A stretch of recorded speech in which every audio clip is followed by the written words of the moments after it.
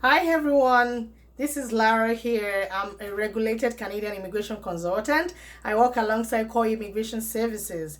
Culye Immigration Services is located in Edmonton, Alberta, Canada. And for the several years of establishment, they've been able to achieve 80% success rate. So if you're open to get advice, consultation or representation on any Canadian immigration streams, Culye Immigration Services is the right place for you to go. All right, and today we're going to be talking about the incredible tips of performing excellently in your listening skills. That's your listening test. So we're talking about incredible tips of performing excellently in your language skill test on either IELTS or CELPIP.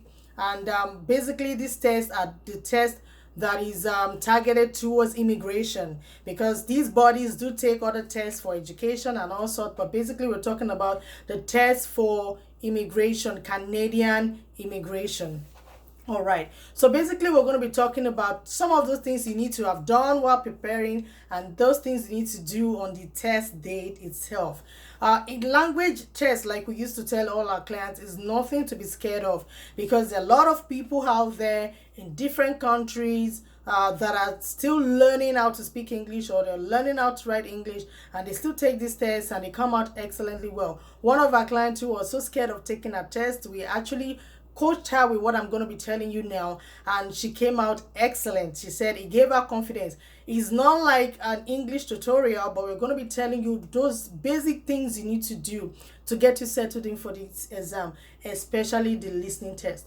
For the English language proficiency test, you'll be required to take tests in 4 different areas. So we have the listening, the writing, the reading, and the speaking. Okay, some of these tests require you to go and speak to someone directly, like IELTS. However, CELPIP would require you to speak into the microphone, channel recorded onto your desktop or the screen, your monitor screen, and then it will be evaluated from there.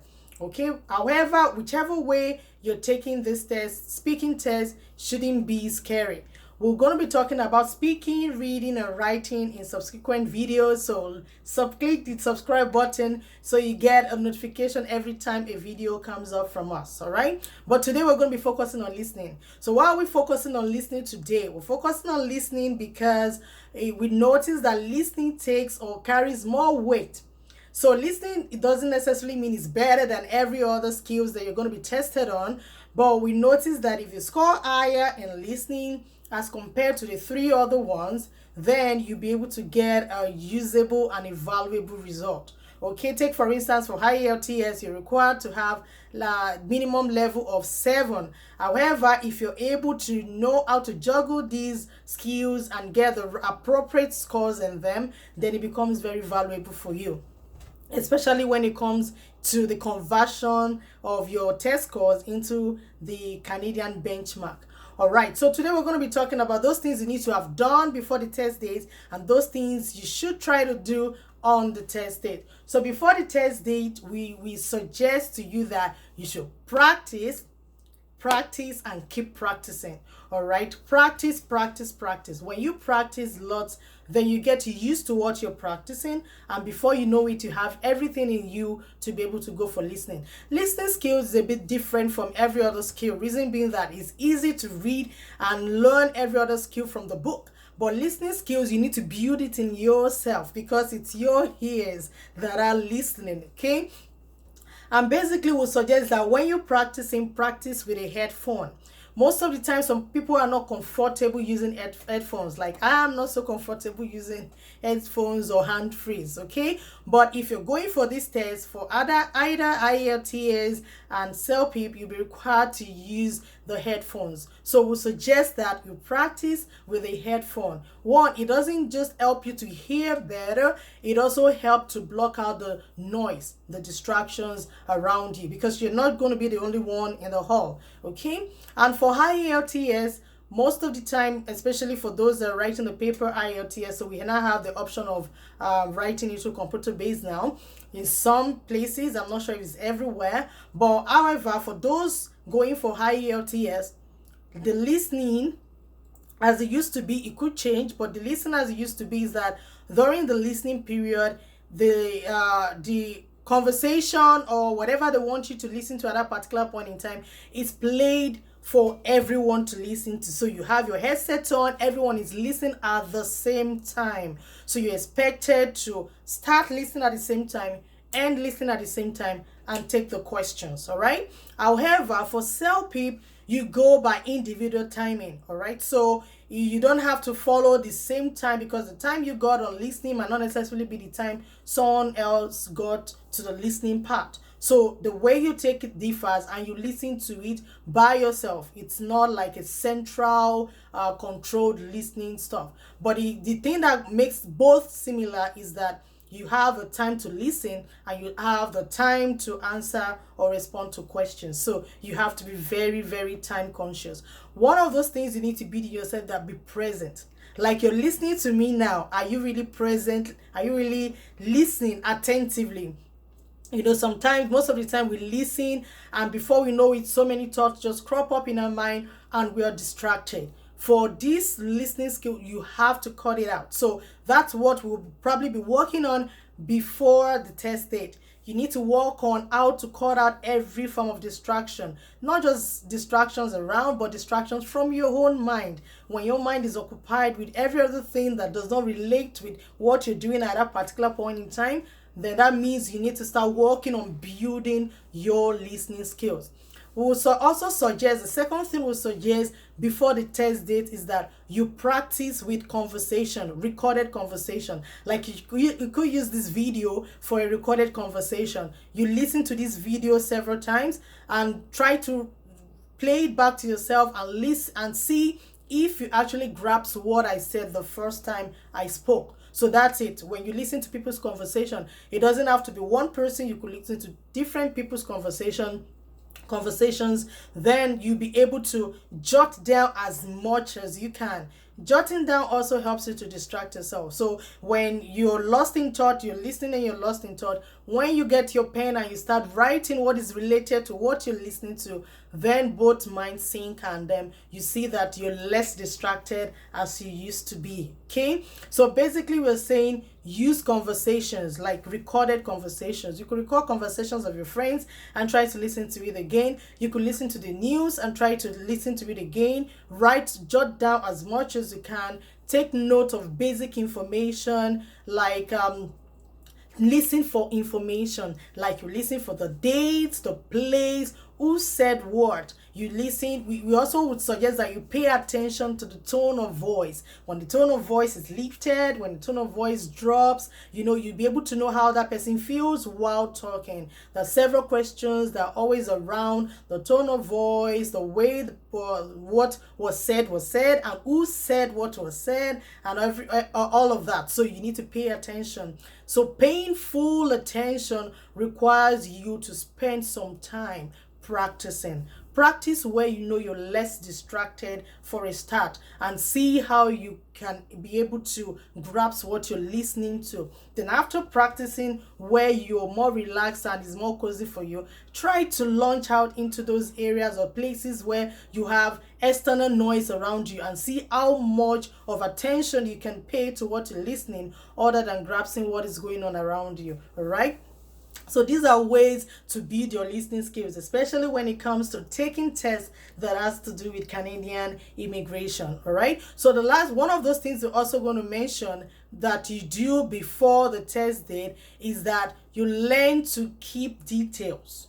So that's part of jotting down. All right. So when you jot down based on what you're listening to, you keep evaluating yourself by going back to the conversation, checking out what you've written down to see if it's in correlation to what you've heard. So you'll be sure that you're listening attentively. And not only that, you grade yourself. If you've been able to meet up like 80% and above of what you're listening, if you can jot out 80% and above of what you've heard, verbatim or close to the exact, then you're ready for listening skill test. All right. So during the test, what is expected of you? During the test, Of course, we said earlier that during practice, you avoid distraction. So we're expecting you to do the same on the test day. All right. The test day, you need to block out every form of distraction. It has been medically proven or psychologically proven that stress could weigh your thoughts. Okay, so we're suggesting that before the test day and even on the test day, make sure you distress yourself. Don't think about anything. Don't let anything weigh you down. It's just a test. It's a stepping stone. It's supposed to get you into qualifying for Canadian immigration. All right. So it's just like a passage you're going through. Don't make it a big deal. All right. So basic thing is distress yourself. Put off everything away from your shoulder that might want to pressure you. You know, some of our clients will come to us and say, oh, I'm having my test tomorrow. Oh, and have you been able to prepare properly? Oh, I wasn't able to take a vacation. I just have to go write it anyways. Please don't write your test anyways. You need to plan towards it because it's something that really matters to your next move. All right. So some of our clients have shared with us that they took like a week off work, while some just took like few days off work. Whatever works for you is fine, but please ensure that you're not carrying the stress of work on your shoulders or carrying the stress of from home on your shoulders while going for listening tests. You might be able to thrive with that while writing because you're writing from your head, but for listening, you're listening to someone else, so you need to really be present and pay full attention. Another thing we would like to tell you about that when going for this test, sleep. Rest. Not just sleeping alone. You need to be rested, fully rested. Some people sleep, but their mind isn't resting. So everything that occupies your mind that will make you feel stressed, even when you wake up, you need to take them off your shoulders, especially a day prior to the test, so that on the test day, you're refreshed. Some people would do reading overnight to the test day. Fine, it works for some people, but the truth of the matter is when it comes to listening skills, you don't want to miss it. You don't want to get it wrong. So you need to put all that behind you. Make sure you have a very good rest before you go for your test. And then you'll be so composed to listen and pay full attention. Okay? Also, would like to say that when you miss a point, don't get distracted with it. Like I've been talking to you now, you have the opportunity of going back to listen to me again if you didn't get any point right. But the truth of the matter is when you're going for the test, there is no opportunity to go back to listen to it again. So you need to pay full attention, and whatever you've missed it. Let it go. You go with the flow. So make sure you listen, because when you're trying to remember what you didn't pick well, then you're missing what is being said at that particular point in time. And you don't want to do that, because who knows if what is being said at that particular point in time is the most important point to answering your questions. So be present, make sure you listen, cut out every form of distractions, distress yourself before the day, have a very good rest. And if you're used to eating before taking exams, please have something to eat, but make sure that your body is not too heavy for you to think and feel relaxed. All right. And then interrupt your thought with writing, like we said earlier. So some people do well by just listening and pouring everything they've heard from their brain, but it's always good to write down. When you jot things down, you barely forget. Some have told us that they use their hand to gesture out the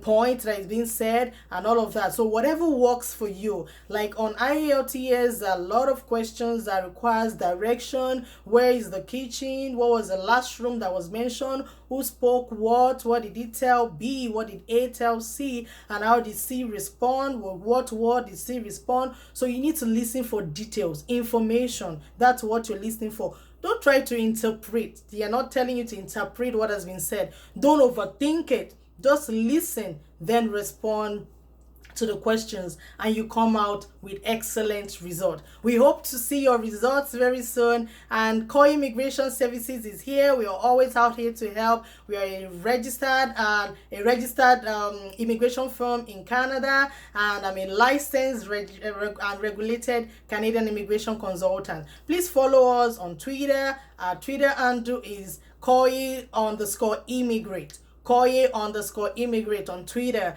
and on Facebook, Instagram, and YouTube we have our handle as Culye Immigration Services. When you follow us, you get to know when videos come up next. Please click on the subscribe button down below and you'll be able to get updates when next we make more videos. We can chat with you on WhatsApp, and our number is +1 780 885 5830, +1 780 885 5830. Okay, relax, you're going to be successful this time. Just put in your effort and then you come out with great success. Thank you. See you sometime soon. Bye.